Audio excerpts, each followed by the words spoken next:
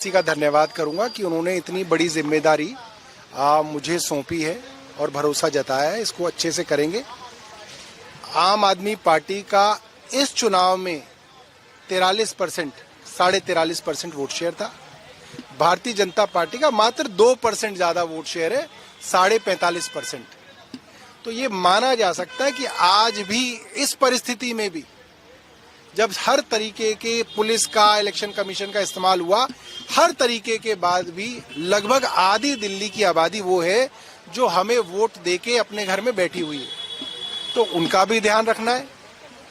और जो बाकी आबादी है जिन्होंने भारतीय जनता पार्टी को वोट दिया ये सोच के कि 2,500 रुपये मिलेगा, गैस का सिलेंडर मिलेगा, उनका भी ध्यान हम लोगों को रखना है और पार्टी को मजबूत करेंगे। मेरा मानना ये है कि हारने के बाद संगठन निर्माण करना सबसे आसान भी होता है, क्योंकि जीत के समय तो कई लोग आपके साथ आ जाते हैं, मगर जो पार्टी में हार के समय भी साथ रहता है वो खरा सोना होता है ना। 24 कैरेट गोल्ड होता है। तो आपको पीतल और सोने में ज्यादा फर्क करने में दिक्कत नहीं होती, क्योंकि आज जो पार्टी के साथ खड़ा है और जो पार्टी के साथ संघर्ष करने के लिए लड़ेगा वो खरा सोना है और उनके साथ पार्टी को दोबारा मजबूत किया जाएगा। बतौर अध्यक्ष क्या चुनौती आप देखते हैं? 10 दिन बाद जो है मेयर का चुनाव भी होना है और संख्या बल कम हो गया पहले। देखिए, मैं ये मानता हूं कि आम आदमी पार्टी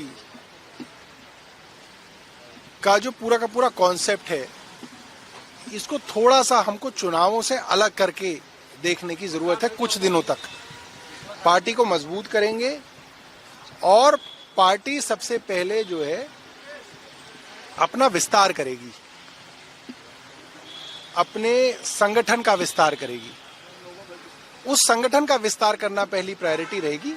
चुनाव आते रहेंगे तो चुनाव जीतेंगे भी। परवेश वर्मा का एक बयान आया है कि अधिकारियों की चर्बी बहुत मोटी हो गई है। जो बात देखिए, मैंने आपको ये बात कही, आम आदमी पार्टी दिल्ली के विधायकों के साथ खड़ी है, चाहे वो भारतीय जनता पार्टी के ही विधायक क्यों ना हो, और दिल्ली की सरकार के साथ खड़े हैं। प्रवेश वर्मा हमारे गांव के ग्रामीण भाई हैं, मैं इस बात को कभी भूलता नहीं हूं। मैं भी गांव से आता हूं, वो भी गांव से आते हैं। और प्रवेश वर्मा एज पीडब्ल्यूडी मिनिस्टर जब दौरे करने जाते हैं तो मैं उनके साथ पीडब्ल्यूडी सेक्रेटरी को नहीं देखता। पीडब्ल्यूडी सेक्रेटरी तो क्या, स्पेशल सेक्रेटरी, डिप्टी सेक्रेटरी भी नहीं होते। मुझे इस बात का कष्ट होता है।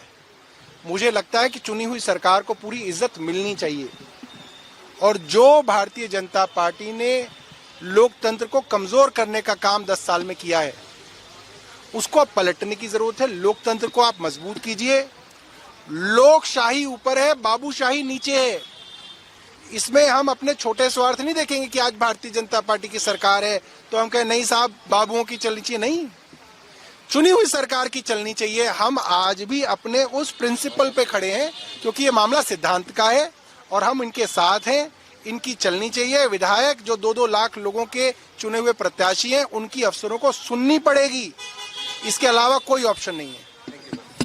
जैसे कि मैं सो रहा हूँ तो पिताजी को जगाना है मुझे, तो वो डायरेक्ट उठाने के बजाय, और हिंसा की परंपरा मेरे यहाँ नहीं थी सौभाग्य से, तो वो क्या करते थे कि उस कमरे में आ जाएंगे या बाहर से गुजरेंगे और चौपाई बोलेंगे, प्रात काल उठ गए रघुनाथा मात पिता गुरु नावई माता। कभी कभी मैं गुस्से में उठ करके अरे पापा, चरण स्पर्श किया और सो गया। उनका अब मत उठाना।